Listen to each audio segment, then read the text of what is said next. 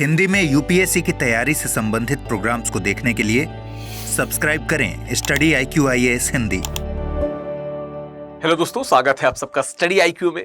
और दोस्तों, कहानियों की जो हमने सीरीज शुरू की थी, उस सीरीज में आज हम एक नई कहानी यानी कि जिंदगी और जोंक की बात करेंगे, जो अमरकांत जी की कहानी है। और आपकी जो पाठ्य पुस्तक हिंदी साहित्य वैकल्पिक विषय में जो पाठ्य पुस्तक है एक दुनिया समानांतर, उसमें समाहित है। इस कहानी की बात करते हुए मैं ये भी आपसे बताना चाहूंगा, जो पिछली कहानी हमने रिकॉर्ड की थी चीफ की दावत, आप उसको एक बार जरूर देखिएगा। क्योंकि जब हमको कहानी का कथानक एकदम स्पष्ट क्लियर रहता है तो हमारे लिए जो सीन होता है एकदम विजिबल क्लियर हो जाता है, हमें समझ में आ जाता है कि चीजें कैसे लिखनी है और कैसे उस पर कलम चलानी है। तो बात की जाए जिंदगी और जोंक की, तो जिंदगी और जोंक में अगर मोटा मोटी देखा जाए तो 3-4 ही किरदार आपको दिखते हैं। एक तो मैं नाम से किरदार दिखता है, ठीक है, यानी कि उत्तम पुरुष क्या कहते हैं फॉर्मेट में जो कहानी लिखी गई है।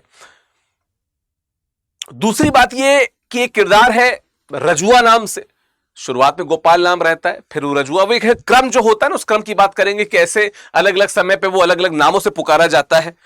और हम लोग एक तीसरे किरदार के रूप में शिवनाथ जी को देखते हैं, जो एक नॉर्मल मिडिल क्लास को दिखाते हैं। और कई बार आम समाज में, सोसाइटी में जो मिडिल क्लास हमको देखने को मिलता है ना, जो समय के साथ बदलता है, अपने मन की बात दिखावे के रूप में करता है या दिखावे को मन की बात के रूप में बताता है, उस प्रकार का किरदार है। और मोस्टली ये 3 किरदार ही हैं, वैसे हैं छोटे मोटे बहुत सारे किरदार हैं। किरदारों से ज्यादा ये रजुआ या गोपाल की कहानी है और उस व्यक्ति की जो यहां पे सूत्रधार है, जो मैं है। कहानी की शुरुआत होती है जब जो सूत्रधार है वो एक अपने क्षेत्र के उसी मोहल्ले के खंडहर में एक बड़े ही अजीब सी विकृत सी अवस्था में एक व्यक्ति को देखते हैं, एक भिखमंगे को देखते हैं, ठीक है। ऐसा बहुत से विद्वानों ने उस पर पॉइंट आउट किया हुआ है, जो ऐसा देख के लगता है कि जिंदगी की अंतिम जंग झेल रहा है, अंतिम पड़ाव पे है। हालांकि एज वाइज वो बहुत ज्यादा उम्र का नहीं है।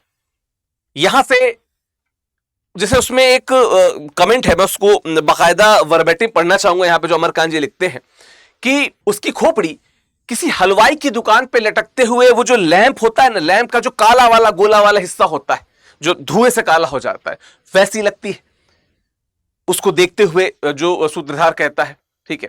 गाल पिचके हुए से, आंखी धसे हुए से, हड्डियां साफ बांस की खपच्ची जैसे दिख रही हैं, कुछ ऐसा वर्णन करते हैं उसके बारे में जब पहली बार मैं उसको देखता है, यानी कि सूत्रधार उसको जब देखता है। तो ये व्यक्ति है रजुआ।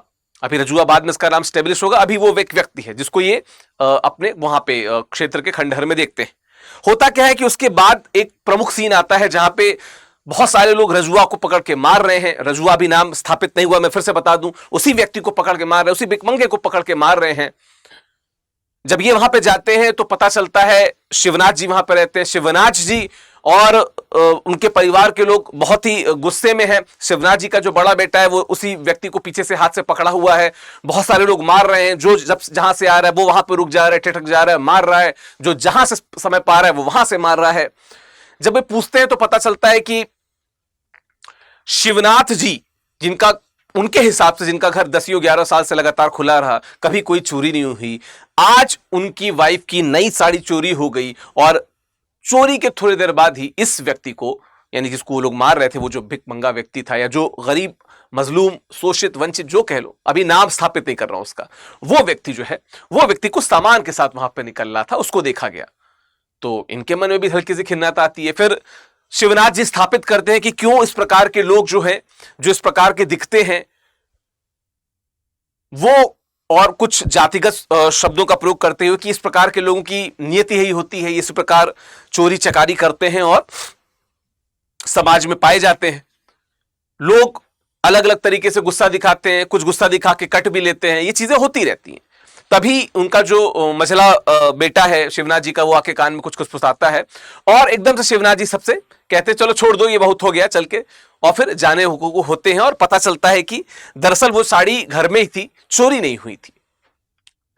साड़ी जो थी वो घर में ही थी, चोरी नहीं हुई थी। अब ये बात सुन के जो मैं यानी कि सूत्रधार है वो बड़ा ही गुस्से में आता है, नाराज होता है। उसे लगता है कि ये बात यहां तक नहीं पहुंचनी चाहिए थी, आपको एक बार कंफर्म कर लेना चाहिए था। उन्होंने कहा नहीं, इस प्रकार के जो लोग होते हैं चोर चकार किस्म के, मार खाना तो इनकी जिंदगी में ही है, इनकी आदत होती है, ये बुरा क्या मानेंगे। लेकिन जो अधवरी हालत में वो छोड़ जाते हैं उस व्यक्ति को, वो बड़ी खिन्न कर जाती है जो मैं सूत्रधार हैं उनको।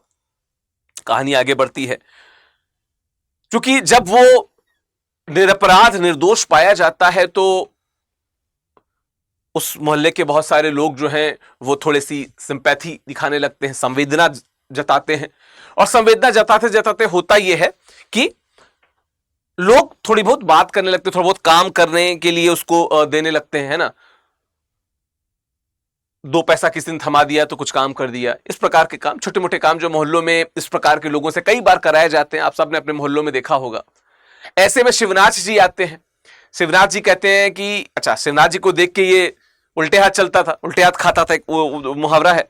तो शिवनाथ जी को नहीं पसंद करता था खुला, क्योंकि वो उन्होंने बहुत मरवाया था उसे। लेकिन फिर प्रवृत्ति वही, शिवनाथ जी उससे मिलते हैं। शिवनाथ जी कहते हैं देख यार, इधर उधर तू आ जा रहा है, ऐसा कुछ कहते हैं, सुन बे देख, तू इधर उधर जा रहा है, कर रहा है, काम कर रहा है, तो एक काम कर, तू मेरे यहाँ रहा, दोनों टाइम का खाना का थोड़ा बहुत मेरा काम कर। तो होता क्या था कि 2 टाइम का वो खाना खिलाते हैं, 2-3 टाइम, मतलब जो नॉर्मल बेसिक सा बचा हुआ भोजन होता है वो दे दिया करते हैं, वो खाता है, इनके घर के कई सारे काम कर देता है। अब होता क्या है कि ऐसे में जो मोहल्ले के लोग होते हैं उनको लगता है यार कि ये तो संपूर्ण मोहल्ले का, संपूर्ण क्षेत्र का नौकर होना चाहिए, सिर्फ शिवनाथ जी क्यों इसको पाले, ये तो हमारे क्षेत्र में रहता है, हम भी इसकी बात करेंगे। तो फिर वो लोग भी उसको काम देने लगते हैं। अच्छी बात क्या है कि ये जो व्यक्ति है, जिसको अभी तक इसके नाम को स्थापित नहीं किया गया है, वो व्यक्ति जो है वो सबका काम करने लगता है। अब बात आते हैं नाम स्थापना पे। शिवनाथ जी क्या जब जाता है तो शिवनाथ जी कहते हैं तेरा नाम क्या है, वो बोलता है उसका नाम है गोपाल। गोपाल, पूरा नाम गोपाल बरई। मैं बरई शब्द पे क्यों कह रहा हूं कि जब शुरुआती जो घटना है, जब उसको मारा जाता है तो बार बार कहता है मैं बरई हूं, मैं बरई हूं। मतलब ये बताना चाहता है कि किसी भी जात के लोग चोर हो सकते हैं, बरई जाति के लोग चोर नहीं हो सकते। तो फिर उसका नाम गोपाल बरई। शिवनाथ जी कहते हैं कि भाई देखो, मेरे बाबा का नाम गोपाल था और घर की महिलाएं तुम्हें गोपाल बुला नहीं पाएंगी, तो एक काम करते हैं, आज से तुम्हारा नाम क्या रख देते हैं, रजुआ। और उसका नाम क्या हो जाता है, रजुआ। रजुआ के साथ क्या है कि रजुआ को मजा भी आने लगता है, मोहल्ले में उसको खाना भी मिल रहा है, मोहल्ले से उसको एक प्रकार का सत्कार भी मिल रहा है कि भाई 2-3 पैसे मिल जाते हैं। दुत्कारते ही है लोग, लेकिन लोग बात कर रहे हैं, ये क्या कम है, तो ये होता जाता है। वो भी थोड़ा सा व्यक्ति अजीब प्रकार से, मतलब शरीर की अवस्थिति मैंने बता दी, और थोड़ा स्वभाव से भी लचीला व्यक्ति है ना। लचीला इसलिए क्योंकि वो जब उसको थोड़ा सा अटेंशन मिलने लगी तो वो भी मोहल्ले की महिलाओं से वो मजाक करने लगा, और इस बाबत उसका नाम अब रजुआ से क्या हो गया था, रजुआ साला लोग कहने लगे थे।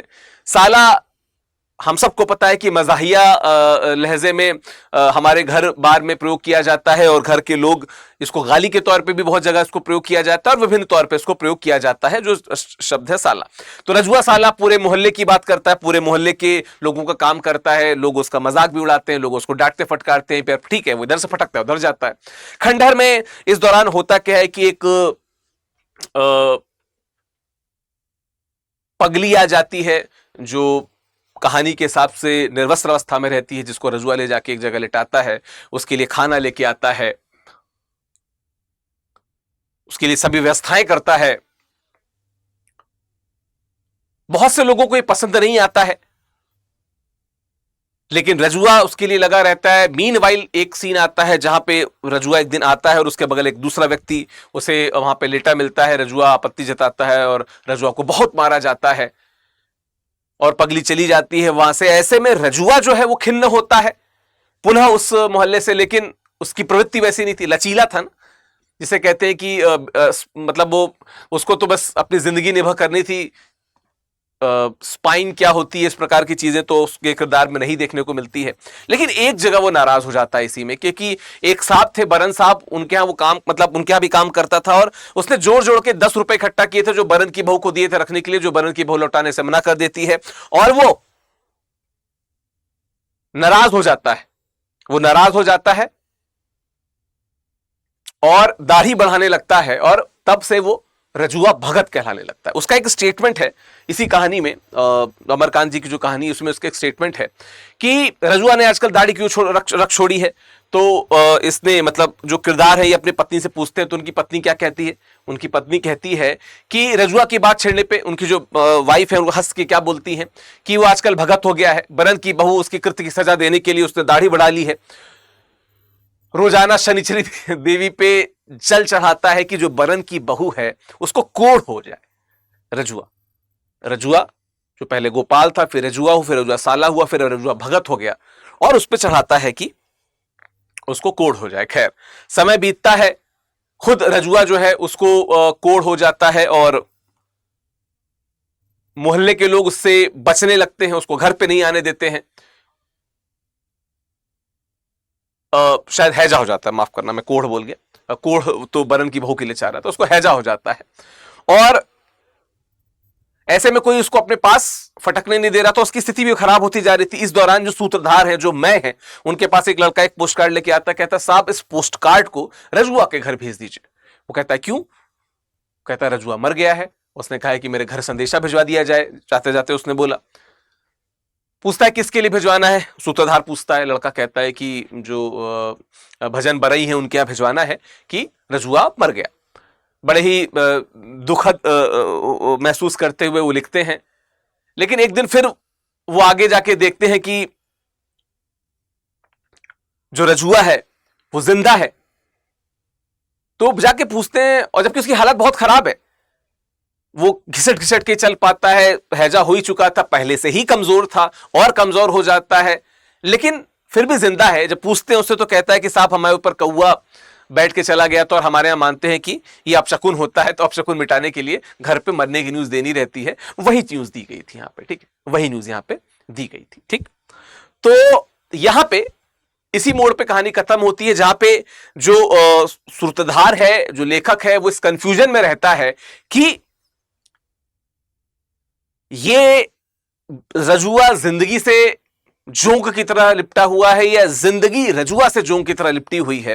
और अंत में यह भी एक कंफ्यूजन रह जाता है कि ये जीवन के प्रति आस्था की कहानी है या जुगुप्सा, आस्थाहीनता और डिस्गस्ट की कहानी है। ये एक द्वंद्व में छोड़ जाती है पाठक को। ये आपका उत्तर होना चाहिए। आप मुझे बताइएगा कि आपको ये कहानी किसकी लगी। एक ऐसा व्यक्ति जो शुरू से निरीह दिखता है, कमजोर दिखता है, लेकिन स्वभाव से थोड़ा सा मनचला लचीला है कि कुछ भी कहीं भी चला जाता है, कुछ भी कर देता है, उसका अपना कोई ईमान धर्म नहीं है, लेकिन उसके साथ रहने वाले समाज का भी कोई ईमान धर्म नहीं है, जो अपने हिसाब से उसका यूज भी करता है, उसको मारता भी है, अपने कुंठा को उसके ऊपर उतारता भी है, उस कहानी में हमें देखने को मिलता है। तो आप मुझे बताइएगा कि इसके कथानक में आप किस निष्कर्ष तक पहुंचे।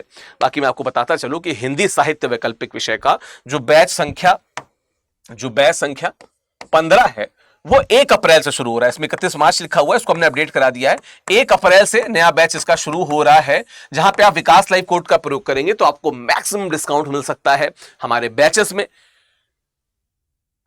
बहुत सारे बच्चे ऑलरेडी इस बैच से जुड़ चुके हैं। इस बैच से जुड़ने की खास बात मैं आपको बता दूं कि हिंदी साहित्य का जो इतिहास लेखन है, वहां से यह बैच शुरू हो रहा है। एक कंप्लीट फुल सर्किल करने के बाद वापस शुरू से शुरू हो रहा है। तो इस बैच से जुड़ने के लिए आप नीचे दी गई लिंक पे क्लिक कर सकते हैं, या अगर आप चाहें तो studiiq.com विजिट करके ऑप्शनल सेक्शन में जाके हिंदी साहित्य वैकल्पिक विषय से जुड़ सकते हैं।